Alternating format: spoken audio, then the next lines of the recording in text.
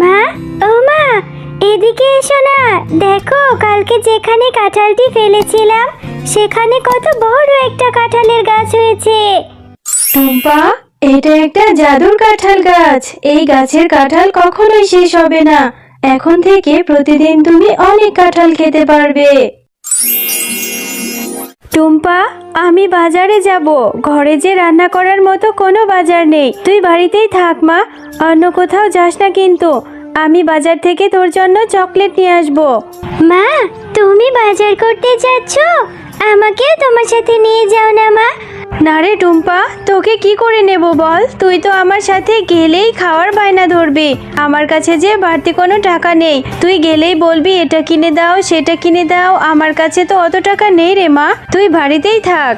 ও মামা, আমি তোমার কাছে কিছু খেতে চাইবো না। তুমি শুধু আমাকে একটা চকলেট কিনে দিও।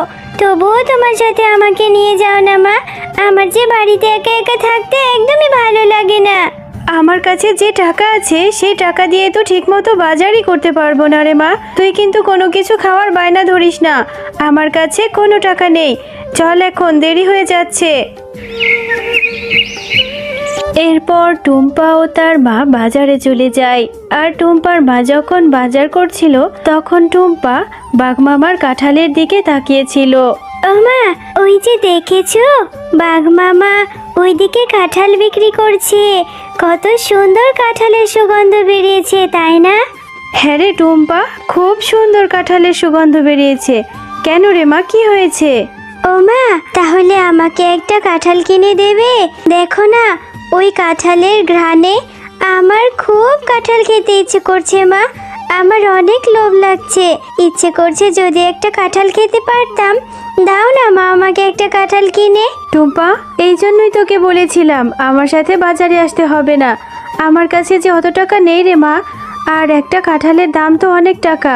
অত টাকা আমি কোথায় পাবো? এমনিতেই বাজারে এসে সবজির যা দাম দেখছি, সবজিই তো মনে হয় কিনে নিয়ে যেতে পারবো না। ও মা, একটা কাঁঠাল কিনে দাও না মা, খুব খেতে ইচ্ছে করছে। দাও না মা একটা কাঁঠাল কিনে। আচ্ছা ঠিক আছে, চল। যদি বাঘমামা বাকিতে একটা কাঁঠাল দেয় তাহলে তোকে আজই নিয়ে দেব, নয়তো অন্য দিন। মা, বাঘমামা, আপনার দোকানের কাঁঠালগুলো খুব সুন্দর সুগন্ধ বেরিয়েছে। কত টাকা করে বিক্রি করছেন মামা? আমাকে একটা বাকিতে কাঁঠাল দিবেন?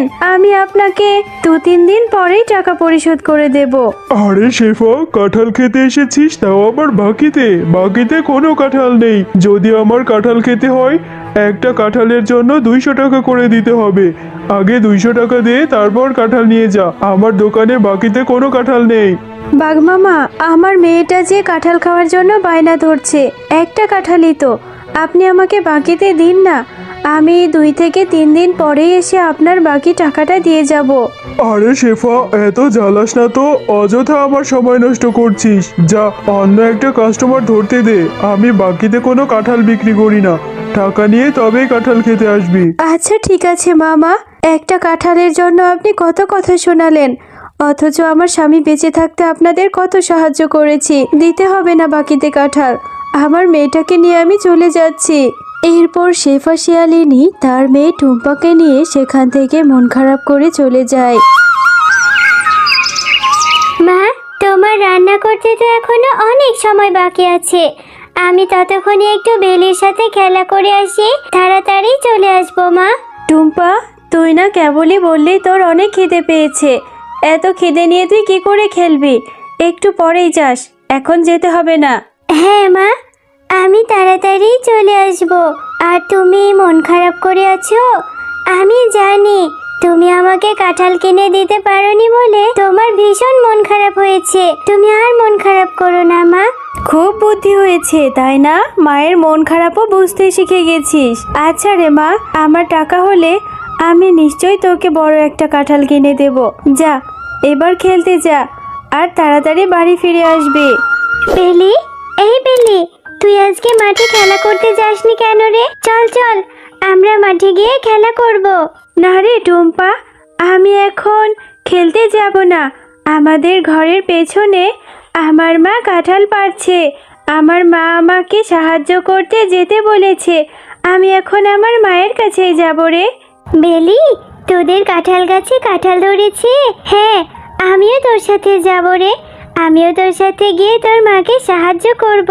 তাহলে তোর মা যদি আমাকে একটা কাঁঠাল দেয়, আমি কাঁঠাল খেতে পারবো। আচ্ছা টুম্পা, তাহলে তুইও আমার সাথে চল।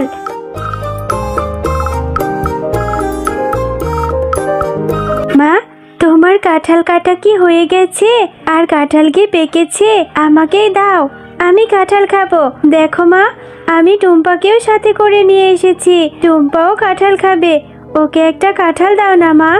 আজ আর কাঁঠাল কাটবো না রে বেলি, আর আমাকে তোর সাহায্যও করতে হবে না। চল বাড়ি ফিরে যাই। আর টুম্পাকে বলছিস কাঁঠাল দেওয়ার কথা?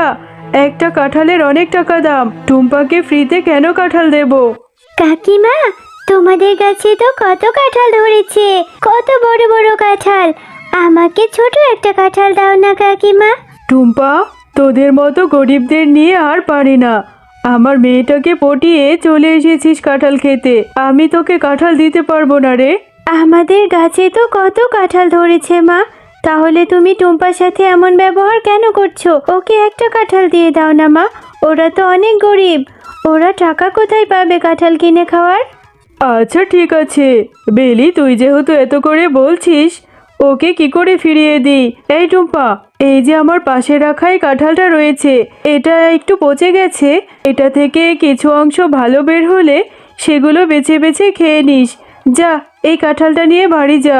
আচ্ছা কাকিমা, আমি তাহলে ওই পচা কাঁঠালটাই নিয়ে যাই। ওটা থেকে কিছু অংশ ভালো বের হলে আমি মজা করে খাবো। এরপর টুম্পা সেই পচা কাঁঠালটি নিয়েই তার বাড়ি চলে যায়। ও মা, দেখো না, বেলির মা আমাকে এই কাঁঠালটা দিয়েছে। ওদের গাছে জানো অনেক কাঁঠাল ধরেছে। তুমি এই কাঁঠালটা একটু কেটে দাও তো, এটা থেকে কিছু ভালো অংশ বের হলে আমি খাবো। টুম্পা, সেই কখন থেকে তোর জন্য আমি খাবার নিয়ে বসে আছি, আর তুই এই পচা কাঁঠালটা নিয়ে এসেছিস? বাঘিনী মামি তোকে এই পচা কাঁঠালটা ধরিয়ে দিল, আর তুই নিয়ে চলে এলি। এটা এক্ষুনি ফেলে দে বলছি।